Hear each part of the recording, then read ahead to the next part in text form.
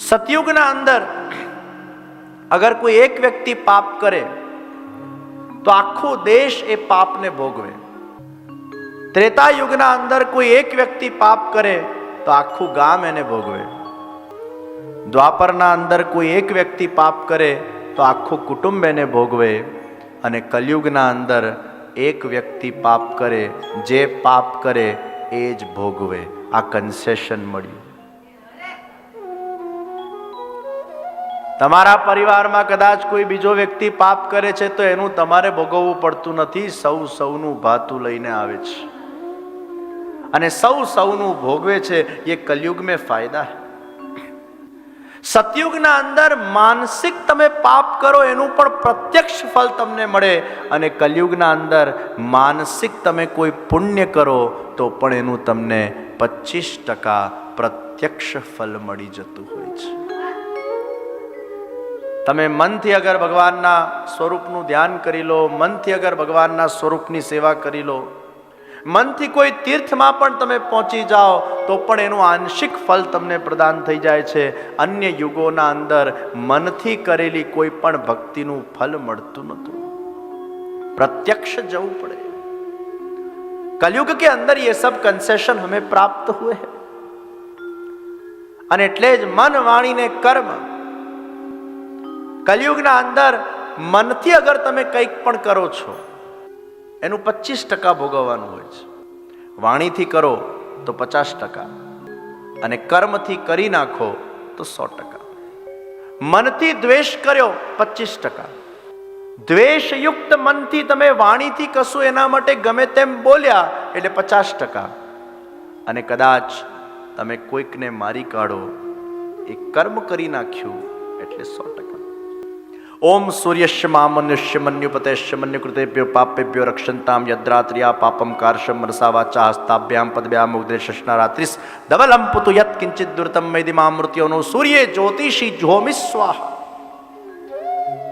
मनसा वाचा हस्ताभ्याम मन वाणी कर्म थी हे प्रभु कई पण माराथी भूल थई होय या क्षमा करजो। तो कलयुग के अपने एक फायदे भी है। नारदजीए संकल्प लीधो छे, नारदजीए प्रण लीधुं छे कि हे भक्ति देवी तारा बन्ने पुत्रोने युवान करीने ज हूँ जंपीश, एना माटेना अथाग प्रयत्नो हूँ करीश।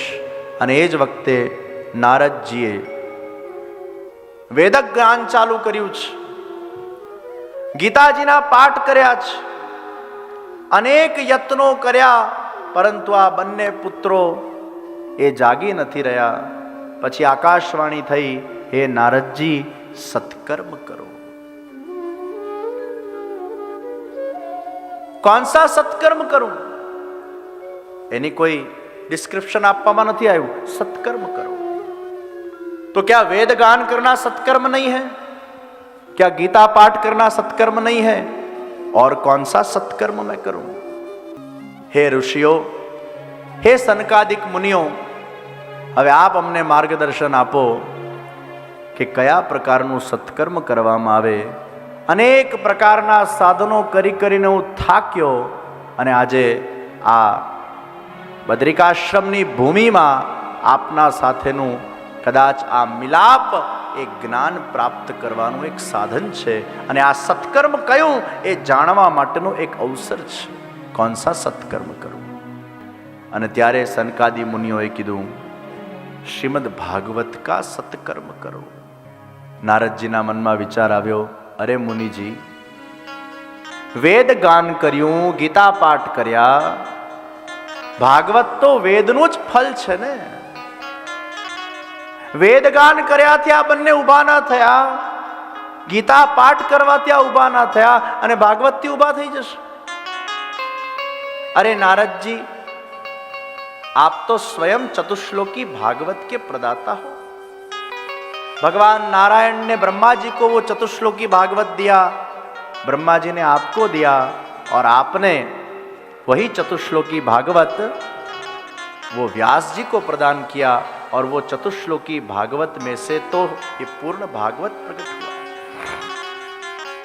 तो आपको भागवत की महत्ता नहीं पता है कि व्यास जी को भी परम संतोष वो भागवत जी के रचना के बाद हुआ है। नारद जी के छे गमे ते ए वेदનું જ ફળ છે ને, વેદમાંથી જ પ્રગટ થયેલું છે, તો વેદ ગાનથી જે થાય એ ભાગવતથી ન થાય. ત્યારે સનકાદિ મુનિએ સમજાવ્યા, જે વેદ કરી શકે એ ભાગવત ન કરી શકે, જે ભાગવત કરી શકે એ વેદ ન કરી શકે. જેમ દૂધમાંથી જ ઘી નીકળે, પણ જે દૂધ કરી શકે એ ઘી ન કરી શકે, અને જે ઘી કરી શકે એ દૂધ ન કરી શકે. દૂધને પીવાય, ઘીને ન પીવાય. યજ્ઞમાં દૂધની આહુતિ અપાય કે ઘીની આહુતિ અપાય? પછી તમે વિચાર કરો કે ઘી તો દૂધમાંથી જ બન્યું છે ને, તો દૂધમાં તો ઘી છે જ ને, દૂધની આહુતિ આપીએ તો શું વાંધો છે? ધુમાડો થઈ જશે, અગ્નિ શાંત થઈ જશે. તો દૂધ કરી શકે, ઘી ના કરી શકે, એમ વેદના વૃક્ષને જઈને અગર તમે કદાચ રસાસ્વાદન કરશો તો એ ફલનો સ્વાદ તમને નહીં મળે. ભલે એ વૃક્ષમાંથી જ ફલ પ્રગટ થયું છે, પણ યાદ રાખજો, જે ફલમાં છે એ વૃક્ષમાં નથી. જે વૃક્ષમાં છે એ ફલમાં ચોક્કસ આવે છે, પણ જે વૃક્ષ કરી શકે ફલ ન કરી શકે, ફલ કરી શકે વૃક્ષ ન કરી શકે. और इसलिए भागवत वो फल है, और उसी से ही ये ज्ञान वैराग वो प्रकट होंगे. અને આ ભાગવતની ડેફિનેશન અગર આપણે જોઈએ તો ભ એટલે ભક્તિ, ગ એટલે જ્ઞાન, વ એટલે વૈરાગ, અને ત એટલે તપ. તો ભક્તિ, જ્ઞાન, વૈરાગ ને તપ જે પ્રદાન કરે એ ભાગવત છે. જીવનમાં ભક્તિ પ્રાપ્ત થાય તો જ્ઞાન પ્રાપ્ત થાય. ભગવાનમાં અગર આપણી આસક્તિ થઈ, ભગવાનમાં આપણું મન એકવાર રમી ગયું, ભગવાનમાં આપણું ચિત્ત ચોંટી ગયું, એટલે જીવનમાં જ્ઞાન પેદા થશે. શું જ્ઞાન પેદા થશે? કે આ સંસારમાં કઈ સાર નથી, સંસાર અસાર છે, સાર તો કેવલ ભગવદ ભજનમાં છે, સાર તો કેવલ ભગવદ સેવનમાં છે, સાર તો કેવલ ભગવદ ભક્તિના અંદર છે, સાર તો કેવલ એ ભગવાનના દર્શનમાં છે. કારણ કે એ જ શાશ્વતનું દર્શન છે, જે સત્ય રૂપ છે, અને સંસાર એ નાશવંત છે, જે અસત્ય રૂપ છે. આ સત્ય ને અસત્યનું જ્ઞાન જ્યારે વ્યક્તિમાં થાય છે ભક્તિના માધ્યમથી, ભગવદ આસક્તિના માધ્યમથી, ત્યારે ધીરે ધીરે વ્યક્તિમાં વૈરાગ જન્મે છે. સંસારની અસારતાનું દર્શન કર્યા પછી વ્યક્તિમાં વૈરાગ જન્મે, અને એ વૈરાગ જ્યારે જન્મે ત્યારે જીવનમાં તપ કરે છે. અર્થાત એના જીવનનું કેવલ એકમાત્ર લક્ષ્ય એ ભગવાન થઈ જાય, અને એ ભગવાનના તપમાં આગળ વધતો થઈ જાય, એ ભગવાનને પામવાની યાત્રાના અંદર આગળ વધતો થઈ જાય, એ એના જીવનનું તપ બની જાય છે. તપ એ વ્યક્તિને ઉર્ધ્વ ગતિ પ્રદાન કરે છે, અને એટલે જ ભાગવત એ વ્યક્તિને ઊંચાઈ તરફ લઈ જાય છે.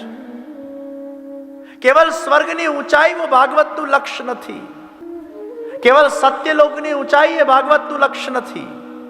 સત્યલોકના પણ ઉપર ભગવાનના ગોલોક ધામ સુધી, એ ભગવાનના નિત્ય લીલા સુધી એ જીવને પહોંચાડવાનું સામર્થ્ય એ ભાગવતનું સામર્થ્ય છે. और इसलिए भक्तों ने मुक्ति नहीं जोईती, भक्तों ने तो वारंवार भक्ति जोईती होय छे. मुक्ति में तो हम भगवान के अंदर बस घुल मिल गए और वो बन गए. न हमें भगवान के अंदर घुल मिल जाना है, न हमें भगवान का कोई कुंडल बनना है, न हमें भगवान का कोई केश बनना है, न हमें भगवान का कोई श्रेयंग का रत्न बनना है. अरे हमें तो वही अनमोल रत्नों का आस्वादन करना है, जो भगवान का स्वरूप है उसका हमें निजानंद लेना है. हमें भगवान के अंदर घुल मिल नहीं जाना, हमें तो भगवान के सामने बैठकर वो दिव्य सौंदर्य का रसपान करना है, बारंबार उनकी भक्ति करनी है. आ भक्त भगवान પાસે માંગે છે, ભગવાન તારી વારંવાર ભક્તિ આપજે. તો ભક્તિ, જ્ઞાન, વૈરાગ, તપ આ શ્રીમદ ભાગવત પ્રદાન કરે છે. જ્ઞાન અને વૈરાગ વગર ભક્તિ એ પાંગડી છે. ભગવાનમાં આસક્તિ છે, પણ હજી સંસારની આસક્તિ છૂટી નથી. ભગવાનમાં આસક્તિ છે, પણ હજી સંસારના અંદરની એ સારતાનો ક્યાંક ને ક્યાંક મનમાં અહેસાસ થયા કરે છે. એ કેમ થાય છે? કારણ કે જ્ઞાન ને વૈરાગ પ્રગટ નથી થયા. જ્ઞાન ને વૈરાગ વગર એ ભક્તિ એ તારક બનતી નથી. એ ભક્તિ તારક ત્યારે બને જ્યારે જ્ઞાન વૈરાગ્ય પ્રાપ્ત થાય. સંસારમાં રચ્યો પચેલો મનુષ્ય એ આત્મકલ્યાણ નહીં કરી શકે જો જ્ઞાન વૈરાગ પ્રાપ્ત નહીં થાય. તો હે नारद जी, श्रीमद् भागवत का अनुष्ठान हम करें, જ્યાં 4 પ્રકારના ફલ એ પ્રદાન કરશે. જ્ઞાન ને વૈરાગ યુવાન બનશે. અને સનકાદિક મુનિઓએ શ્રીમદ્ ભાગવતના કથાનું શુભારંભ હરિદ્વારના આનંદ નામક ઘાટ ઉપર કરી છે. આ હરિદ્વારનું ઘાટ આનંદ ઘાટ. આ કેવું ઘાટ છે? સિંહ અને હાથી એક સાથે જે ઘાટ પર આવીને જલ પી શકે એવું આ ઘાટ છે. સિંહ અને હાથી પરસ્પર વિરોધી છે. જંગલમાં ભેગા થઈ જાય તો એમના વચ્ચે યુદ્ધ થઈ જાય, પરંતુ આ ઘાટ ઉપર એકબીજા વચ્ચે યુદ્ધ થતું નથી. પણ બુદ્ધ બનીને વિવેકપૂર્ણ રીતે એ આ જલ સાથે પીતા હોય છે. અમારા ગુજરાતની એક ચાની બ્રાન્ડ છે, વાઘ બકરી ચા. વાઘ ને બકરી એક સાથે ચા પી શકે એવી ચા, વાઘ બકરી ચા. એમ સિંહ અને હાથી એક સાથે જલ પી શકે એવા ઘાટ. જ્યાં કોઈ વેર નથી, જ્યાં કોઈ ઝેર નથી, જ્યાં કોઈ ઈર્ષા નથી, જ્યાં કોઈ દ્વેષ નથી, જ્યાં કોઈ મનમુટાવ નથી, જ્યાં કેવલ ને કેવલ માત્ર પ્રસન્નતા પ્રસન્નતા પ્રસન્નતા પ્રસન્નતા છે, એવો ઘાટ એ આનંદ ઘાટ. કોઈ પણ વ્યક્તિને આપણે જોઈએ ને, અને એને જો આપણે પહેલા મળ્યા હોઈએ તો એક એના માટેનો કંઈક પૂર્વગ્રહ હોય છે. એ સારો હોઈ શકે, ખરાબ હોઈ શકે. અને પ્રિજુડાઇઝ માઇન્ડ, જો એનાથી આપણને અપ્રસન્નતા થઈ હોય તો આપણે જ્યારે એને બીજી વાર મળીશું ત્યારે એના ચહેરાને જોઈને, એના મુખને જોઈને પહેલા આપણું ચિત્ત અપ્રસન્ન થઈ જશે અને ક્યાંક આપણું મન ખાટું થઈ જશે. એને મળવાની પણ ઈચ્છા નહીં થાય. કેમ? કારણ કે પૂર્વમાં ક્યાંક એ વ્યક્તિ સાથે આપણો અસંતોષ થયેલો છે, અને એ અસંતોષ આપણા ચિત્તને અપ્રસન્ન કરે છે. અને એ જ રીતે કોઈ વ્યક્તિથી આપણને બહુ જ આનંદ આવ્યો હોય તો એનો પણ ક્યાંક પૂર્વમાં અનુભવ આપણા અંદર સ્ટોર્ડ છે. એ વ્યક્તિ પાછો મળશે, આપણને આનંદની અનુભૂતિ થશે. પણ આ ઘાટ એવું છે, બધા જ પૂર્વગ્રહો વ્યક્તિના નષ્ટ થઈ જાય, વ્યક્તિનું ચિત્ત નિર્મલ બની જાય, શુદ્ધ બની જાય, પવિત્ર બની જાય. એનું મન અને હૃદય વાંસળીના જેમ ખાલી બની જાય. અને ત્યારે ભગવાનના ભક્તિના એ સુરો એમાંથી પ્રગટ થવા લાગે. એ આનંદ ઘાટ. આવા પવિત્ર ઘાટ ઉપર સનકાદિ મુનિએ શ્રીમદ્ ભાગવતજીના રસપાનનું શુભારંભ કર્યું છે. એકમ ભાગવતમ શાસ્ત્રમ મુક્તિદાનેન ગર્જતી, કથા ભાગવતસ્યાપી નિત્યમ ભવતિ યદ્ગૃહે, તદ્ગૃહમ તીર્થરૂપમ હિ વસતામ પાપનાશનમ, અશ્વમેઘ સહસ્ત્રાણી વાજપેય શતાની ચ. જે ઘરમાં શ્રીમદ્ ભાગવતનું રસપાન થતું હોય, પારાયણ થતું હોય, એ ઘર ન રહીને એ તીર્થરૂપ બની જતું હોય છે. એ પાપ નાશક બની જાય છે. અને એટલે જ આપણા ઘરમાં એક અધ્યાય પણ રોજ શ્રીમદ્ ભાગવતનું વંચાવવું જોઈએ. આ પરમ પવિત્ર અધિક માસના અંદર ઘણા બધા લોકો પૂછતા હોય છે કે અમે શું નિયમ લઈએ? આ નિયમ લઈ લો, નિત્ય અમારા ઘરમાં ભાગવતનું વાંચન થાય. ભલે એક શ્લોકનું વાંચન થાય, કદાચ આખો અધ્યાય ન વંચાય, એક શ્લોક અને એનો અર્થ ભલે વંચાતો હોય, પણ આપણા ઘરમાં એ શ્રીમદ્ ભાગવતનું આચમન નિત્ય થવું જોઈએ. અને અહીંયા ભાગવતજી પોતે કહે છે, तद्गृहम तीर्थ रूपम ही वसताम पाप नाशनम. जिस घर में भागवत जी का रसपान होता है वो तीर्थ रूप हो जाता है। અને એ આનંદ ઘાટ પર શ્રીમદ ભાગવતજીની એ દિવ્ય કથાનું રસપાન ચાલી રહ્યું છે અને એ જ વખતે રસપાન જ્યારે શરૂ થયું, શ્રીમદ ભાગવતના એ દિવ્ય ચરિત્રોમાં સર્વ ભાવ વિભોર બની રહ્યા છે, ત્યારે જ ભક્તિ મહારાણી ત્યાં પધાર્યા છે. જ્ઞાન અને વૈરાગ એ યુવાન બની ગયા છે. જ્ઞાન વૈરાગના સહિત ભક્તિ મહારાણીની પધરામણી થઈ અને જે ભક્તિ મહારાણીના મુખમાંથી જે શબ્દો પ્રગટ થયા, જે શ્રીમદ ભાગવતના અંદર આલેખિત બન્યા, એ કયા શબ્દો હતા? આપણે વારંવાર એનું ભજન કરીએ છીએ, વારંવાર એનું કીર્તન કરીએ છીએ, પણ યાદ રાખજો, આજે વારંવાર આપણે જેનું ભજન ને કીર્તન કરીએ છીએ, આ કોઈ સામાન્ય વ્યક્તિના શબ્દો નહોતા, આ સાક્ષાત ભક્તિ મહારાણીના મુખમાંથી પ્રગટ થયેલા શબ્દો હતા. અને ભક્તો એ શબ્દો કયા હતા? શ્રી કૃષ્ણ ગોવિંદ હરે મુરારે, હે નાથ નારાયણ વાસુદેવ. શ્રી કૃષ્ણ ગોવિંદ હરે મુરારે, હે નાથ નારાયણ વાસુદેવ. શ્રી કૃષ્ણ ગોવિંદ હરે મુરારે, હે નાથ નારાયણ વાસુદેવ. શ્રી કૃષ્ણ ગોવિંદ હરે. આ ભક્તિ મહારાણીના શબ્દો છે.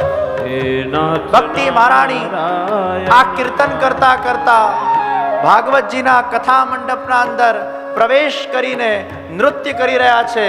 જ્ઞાન વૈરાગ પણ साथे साथे नृत्य करी रहा है।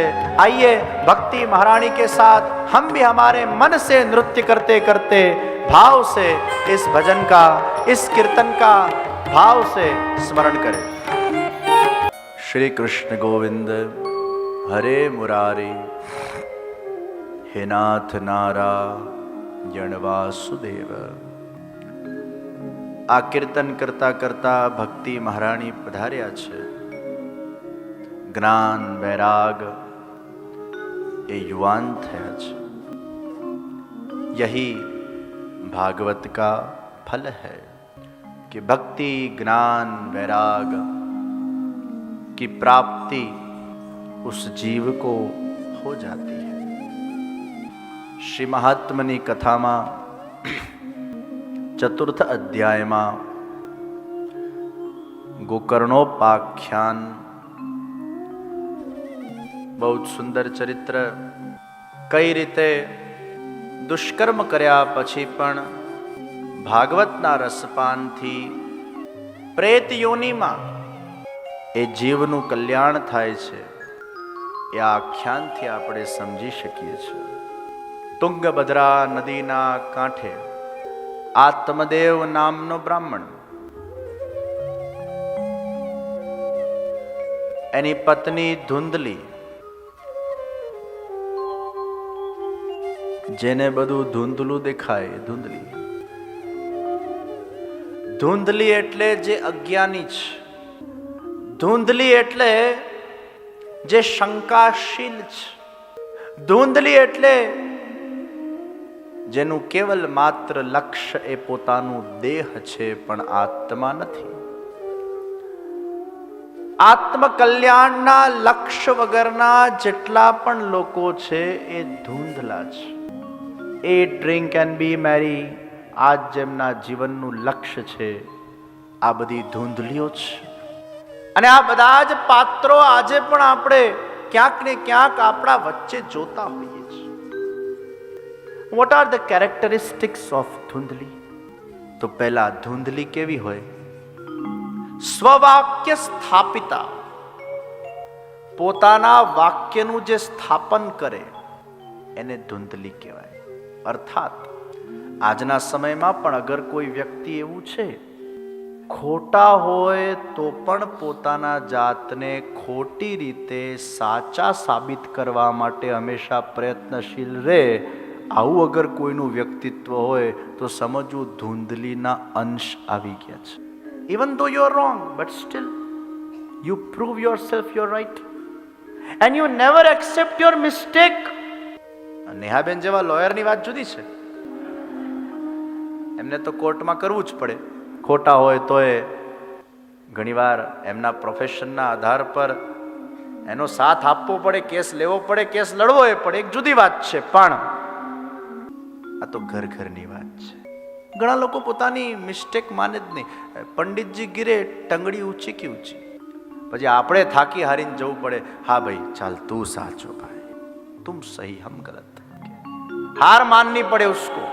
તો સ્વવાક્ય સ્થાપિતા, પોતાના વાક્યને સ્થાપિત કરે. ધૂંધલી, ધૂંધલીનો બીજો દુર્ગુણ એ સુંદરી છે.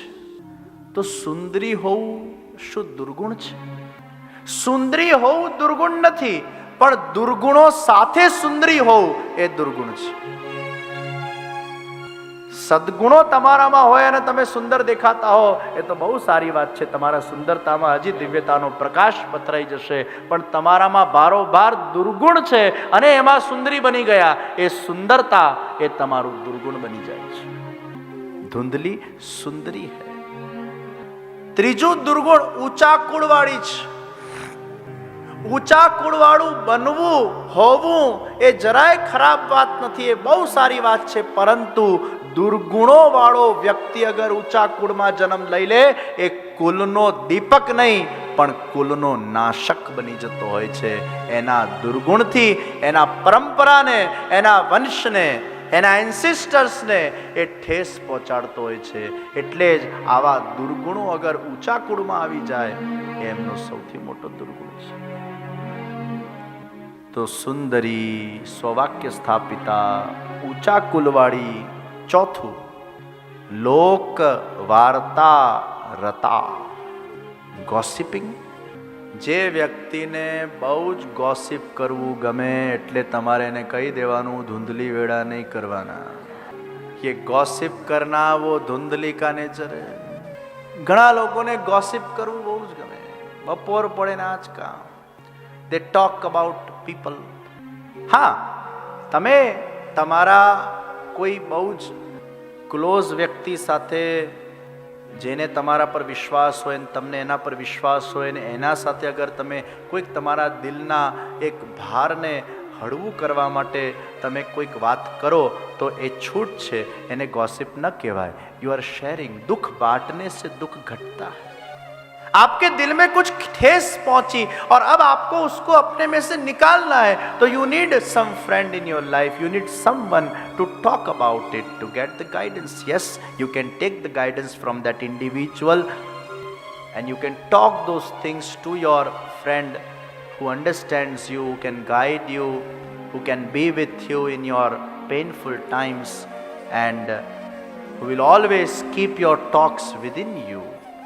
પણ ઘણા લોકોની એવી ટેવ, બધી જ જગ્યાએ બોલબોલ કરે, 10 જગ્યાએ બોલબોલ કરે. ઘણા તો પતિઓને ના છોડ્યા, એ બચારાને એવી ધૂલ કાઢ નાખે 15 લોકોના સામે. તને કઈ ખબર નથી પડતી, ચૂપ બેસી જા. પાછા પતિમાં કોઈ દુર્ગુણો, એ પાછા વળી પાછા 50, 60, 70, 100 લોકોના સામે એનું પ્રદર્શન કરી નાખે. બીજાની કરે તો બરાબર, પોતાના ઘરવાળાઓને જ ન છોડે. આવા સ્વભાવવાળી એ ધૂંધલી કે. અને એક વસ્તુ બહુ ધ્યાન રાખવા જેવી છે, never make your problems public. આ એક બહુ મોટું સૂત્ર છે જીવનનું, જે દરેક વ્યક્તિએ કંડારીને રાખવા જેવું છે. તમે જેટલા તમારા પ્રોબ્લેમ્સને પબ્લિક બનાવશો, પબ્લિકને કંઈ જ લેવા દેવા નથી તમારા પ્રોબ્લેમ સાથે. એ કેવલ એનો તમાશો બનાવશે. એમને વાતો કરવાનો અવસર મળી જશે. એમને તો આવું મળતું જ હોય છે કંઈક ને કંઈક ગોસિપ કરવા માટે. When we make our problems public, then people gets the chance to gossip. We are giving them the material to gossip. But always keep your problems within yourself and always share it with your close ones who can guide you, who can give the solution, and who cannot disclose your problems to others. Otherwise, if you make the problems public, people gets the chance to gossip.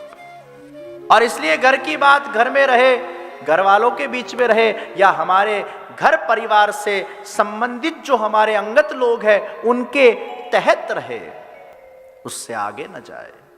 Nobody cares about our life. Everybody is busy in their own life.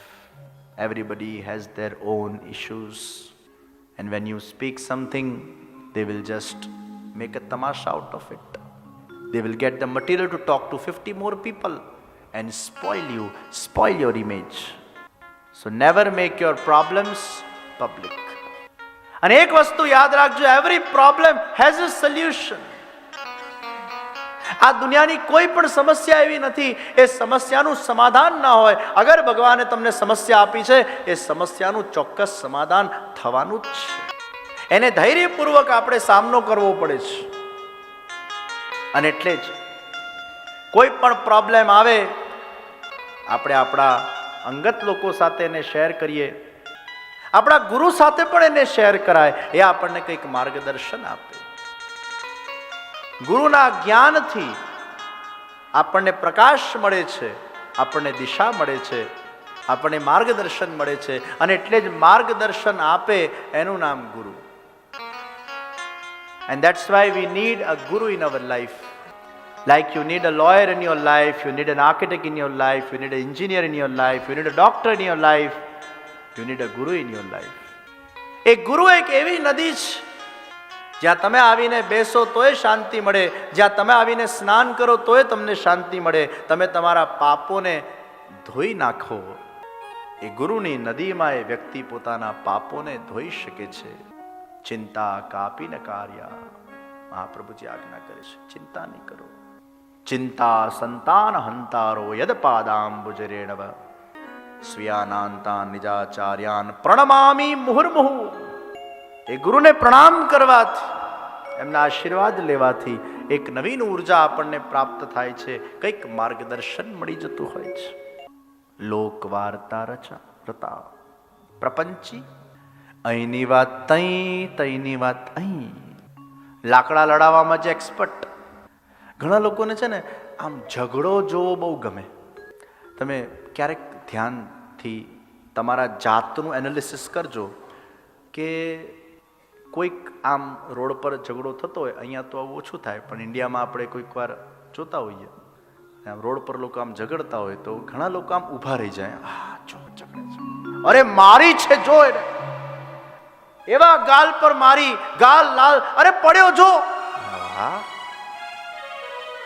તને શું મજા આવે છે આટલી? એ ના બસ આમ કોઈ ઝઘડતું હોય તો આમ જો. હવે તમને જો ઝઘડો જોવો બહુ ગમતો હોય ને, એટલે સમજવું કે એ ઝઘડાના અંશો તમારામાં વિદ્યમાન છે. તમે પણ ઝઘડાલુ નેચરના છો, અથવા બહુ સપ્રેસ થયેલા છો. કોઈને કંઈક આમ બહુ કહેવું છે પણ કહેવાતું નથી, કોઈને આમ મારવું છે પણ મરાતું નથી. અને જ્યારે બીજો કોઈને કંઈ કહેતો હોય અને મારતો હોય ત્યારે તમને આમ મજા આવી જાય છે, વાહ તુને મેરી ઈચ્છા પૂરી કરી લી. આ વ્યક્તિની સાયકોલોજી છે કે તમારા અંદર જે સપ્રેસ થઈને પડેલું છે અને એને જ્યારે તમે ક્યાંક અભિવ્યક્ત કરતા કોઈકને જુઓ છો, તમને આમ મજા આવી જાય છે, વાહ. એટલે આ તો એના અંદર ક્યાંક દબાયેલું છે કંઈક. ઘણા લોકોને ફાઇટિંગ મૂવીઓ બહુ ગમે, આમ ઢીસુમ ઢીસુમ વાળી, આમ મજા આવી જાય, ઓ કોન્સન્ટ્રેશનથી જોતો હોય. તમને કઈ પિક્ચરો ગમે છે એના આધાર પર પણ તમારું માનસ નક્કી થાય. તમને કેવા ગાયનો ગમે છે એના આધાર પર પણ તમારું માનસ નક્કી થાય. તમને શું સાંભળવું અને શું જોવું ગમે છે એના આધાર પર પણ તમારું માનસ નક્કી થાય. તમને શું ગમે છે, તમે કેવા છો. ચોથું ક્રૂરા, જે ક્રૂર છે, જેનામાં કાઇન્ડનેસ નથી, દુષ્ટ પ્રકૃતિની છે. પ્રાયશો બહુ જલ્પિકા,